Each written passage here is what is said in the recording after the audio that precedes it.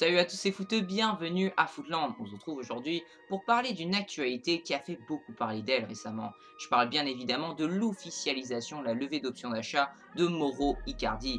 En effet, l'Inter de Milan et le PSG ont trouvé un accord à 50 millions d'euros plus 5 millions d'euros de bonus. L'Argentin est donc officiellement un joueur du Paris Saint-Germain jusqu'en 2024. J'entends partout les gens s'enflammer sur ce gros coup réalisé par Leonardo. Il y a de quoi, je les comprends, et en tant que Parisien, je devrais faire de même. Mais moi, je vais essayer d'être un peu plus critique sur cette affaire, ce qui n'est pas vraiment le cas de la plupart des gens qui ne font que s'extasier à l'idée de voir Icardi sublimé sous le maillot rouge et bleu. Je vais tout d'abord présenter les 3 points positifs et ensuite les 3 points négatifs d'un tel transfert. Et enfin, je vais trancher si Icardi au PSG c'est réellement un bon coup. Mais avant de commencer, abonne-toi poto si t'es un grand passionné du football pour rejoindre Footland, le pays des amoureux du football. Allez, on est parti pour une analyse qui s'annonce palpitante.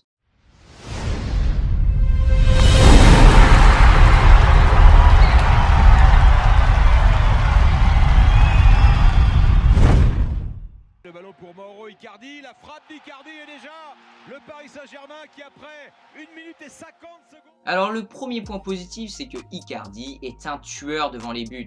En effet, Icardi, c'est un attaquant dans le premier sens du terme. Il fait de la surface de réparation sa maison et paraît donc anti-moderne. Il a un style de jeu opposé à celui de Benzema, de Firmino et même à des joueurs plus classiques comme Lewandowski ou encore Suarez.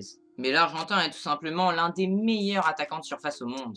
Avec l'Inter Milan, il a marqué 95% de ses 124 buts dans la surface de réparation. Dans cette zone, il sait tout faire. Lors de 90% de ses réalisations, il propulse la balle dans les cages adverses en moins de 2 touches de balle. Il fait donc preuve d'une efficacité chirurgicale. En 4 mois au PSG, d'ailleurs, l'attaquant a la meilleure finition des championnats européens, avec un but tous les 2,5 tirs, soit un taux de conversion de 46% de ses frappes. Il a aucune faiblesse en termes de finition, il est juste parfait. Frappe en pivot, reprise de volée, tête, tir en force, pichenette, tir croisé, la panoplie de l'Argentin semble illimitée. Un vrai renard des surfaces comme on les aime, il ne faut pas oublier qu'il sait être très agressif au pressing dans sa zone de terrain. Et cerise sur le gâteau, Icardi est un joueur dans la force de l'âge, qui a une marge de progression assez importante.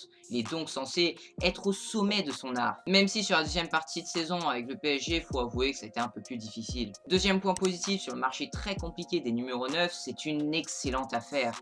En effet, difficile de trouver un meilleur joueur qu'Icardi à 50 millions d'euros. Quand j'ai vu que Leonardo a réussi à faire passer son option d'achat de 60 millions d'euros à 50 millions d'euros, bah je me suis dit tout de suite, ok Leonardo, t'as géré. On le sait, le PSG a vraiment besoin d'un avant-centre de métier comme Icardi, parce qu'on pourrait se dire, ah mais Mbappé, il pourrait jouer à ce poste. Mais perso, je préfère largement voir Mbappé sur un côté plutôt que dans l'axe.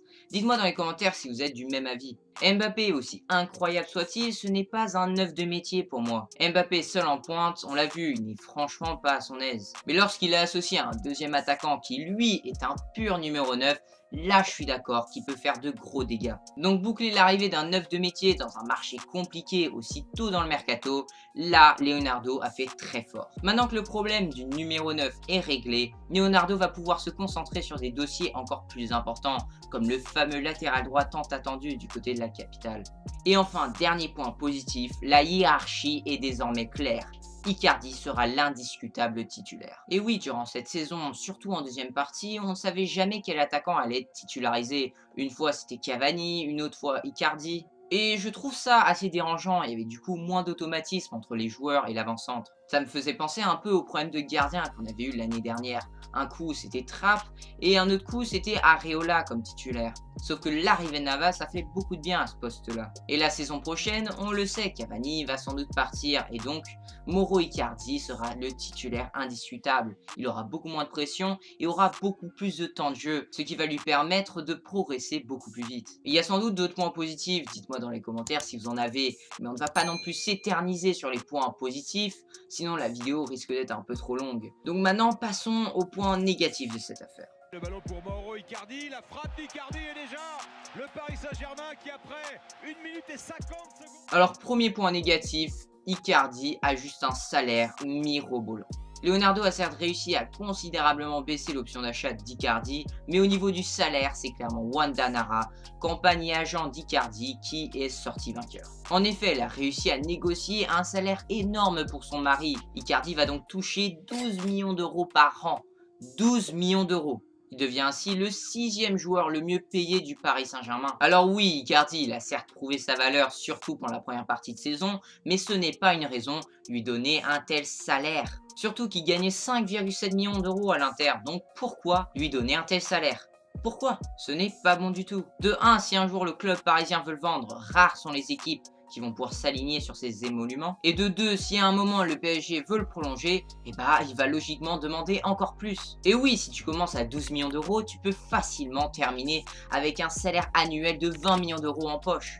Et comme je l'ai dit, le fait qu'il ait obtenu un salaire aussi important, c'est surtout grâce à Wanda Nara. Comment est-ce qu'elle a fait? C'est simple, elle a utilisé l'intérêt de la Juventus pour le joueur de l'Albiceste afin de monter les enchères et ainsi obtenir le meilleur salaire possible. Et avec du recul, on peut même se demander si ces rumeurs-là étaient vraiment fondées. C'était peut-être juste un moyen de mettre la pression sur Leonardo. Et l'équipe est comme d'habitude complètement tombée dans le panneau. Le média affirmait que Icardi préférait aller à la Juve 4 jours avant l'officialisation et la levée de l'option d'achat de Icardi. Bon, entre nous, on sait que l'équipe, c'est de pire en pire. Et je sais pas si vous vous en rappelez, mais à un moment, les médias ont fait passer le message que Icardi se sentirait mal en France et voudrait retourner en Italie, un pays où il se sentait beaucoup mieux. Et bah là, je soupçonne encore une fois que c'est Wanda Nara qui a commencé cette rumeur pour ainsi mettre de la pression sur notre cher Leonardo. Et le pire, c'est que ça a marché. Au départ, le directeur sportif parisien voulait offrir Icardi 10 millions d'euros par an. C'est déjà pas mal, je trouve, mais l'agent d'Icardi a finalement réussi à ajouter 2 millions d'euros à ce salaire. Mais bon, espérons que Mauro et Icardi parviennent à rééditer les prestations de la première partie de saison. Cette augmentation salariale sera alors qu'anecdotique.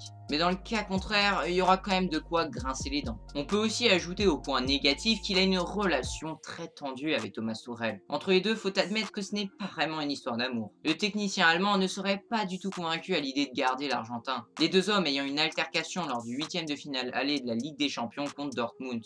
Leonardo et le coach du PSG ne seraient pas du tout d'accord au sujet d'Icardi, et même en général. Les agissements du directeur sportif sont révélateurs. En effet, Leonardo activerait de nombreuses pistes sans avoir forcément l'aval de son coach. Et justement pour le poste d'avancante, Tuchel poussait pour faire venir Aubameyang, mais le Brésilien a préféré Icardi, ce qui donne l'impression qu'il ne prête aucune attention aux souhaits de l'Allemand. Et sur le dossier Telles, il se passe exactement la même chose. Tuchel, lui, veut un latéral gauche plutôt défensif pour avoir un profil différent que Bernat, mais Leonardo sera à fond sur Telles, un latéral gauche très offensif. Mais ce qui m'inquiète le plus, c'est que si Tuchel finalement il reste, eh ben, il ne va pas avoir forcément une grosse confiance sur Icardi. Il pourrait même le pousser sur le banc afin d'avoir Mbappé seul en pointe. Ce serait catastrophique. Mais le fait que Leonardo s'en fout littéralement du coach allemand, c'est peut-être aussi parce qu'il sait que Tuchel va partir dès cet été. Et qui sait, c'est possible qu'il soit en contact avec Allegri et que le coach italien lui donne ses préférences. Icardi sera alors une pièce maîtresse pour le futur dispositif qu'aimerait mettre en place Allegri. Bon les gars, faut pas trop s'enflammer, ce ne sont que des suppositions.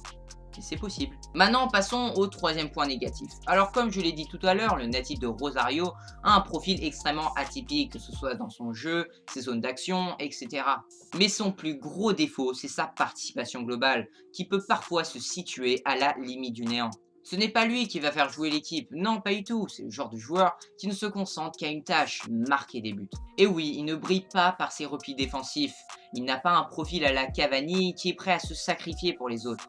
Non, il reste pour la plupart du temps dans la surface de réparation, tel un renard des surfaces. Et dans le 4-4-2 de Thomas Tuchel, les attaquants doivent faire des replis défensifs pour compenser numériquement au milieu de terrain. C'est obligatoire. Donc je pense qu'il correspond beaucoup mieux à un 4-3-3, c'est d'ailleurs dans ce dispositif qu'il évoluait à l'Inter Milan. Mais je tiens à ajouter que le fait qu'il ne fasse quasiment aucun repli défensif, ça peut être perçu comme positif. En effet, Icardi va garder toute son énergie pour la finition, il va donc avoir beaucoup plus de lucidité lorsqu'il faut conclure une action. Alors que Cavani, lui, il peut manquer de grosses occasions dues à son importante débauche d'énergie lors des replis défensifs. Le ballon pour Mauro Icardi, la frappe d'Icardi est déjà le Paris Saint-Germain qui après 1 minute et 50 secondes... Alors maintenant, il faut trancher. Icardi au PSG, est-ce réellement un gros coup sur le marché des transferts?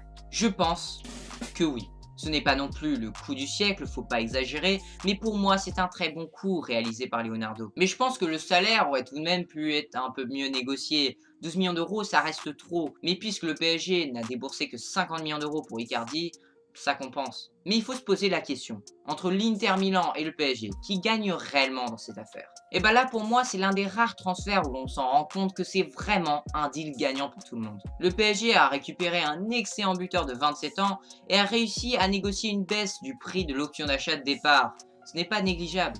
De son côté, l'Inter Milan se sépare d'un joueur indésirable qui n'entrait plus du tout dans son projet sportif et repart avec un joli chèque de 50 millions d'euros. L'Inter avait acheté Icardi en 2013 pour 13 millions d'euros, donc c'est tout bénef. Et enfin, Icardi va quant à lui doubler son salaire et se débarrasser la concurrence d'Edinson Cavani, en fin de contrat en juin et pas parti pour rester. Et voilà les gars, on touche à la fin de cette analyse, j'espère qu'elle vous aura plu. Si c'est le cas, lâchez un gros pouce bleu et surtout abonnez-vous si ce n'est pas déjà fait pour rejoindre une communauté de passionnés de football et surtout ne ratez aucune de mes prochaines vidéos. Alors maintenant, c'est parti pour le duel du jour.